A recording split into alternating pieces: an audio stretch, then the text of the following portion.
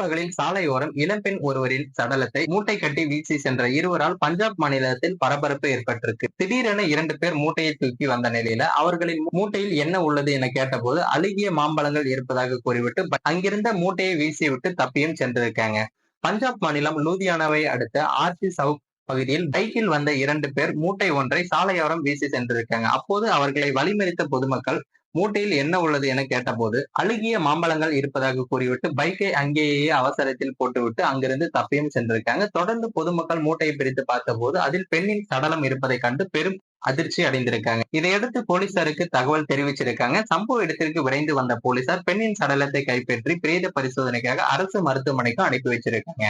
இது தொடர்பாக வழக்கு பதிவு செய்த போலீசார் தப்பி ஓடிய இளைஞர்களை தேடியும் வருகிறாங்க. இந்த சம்பவம் பாத்தீங்கன்னா அப்பகுதி மக்களிடையே பெரும் பரபரப்பை ஏற்படுத்தி இருக்கு.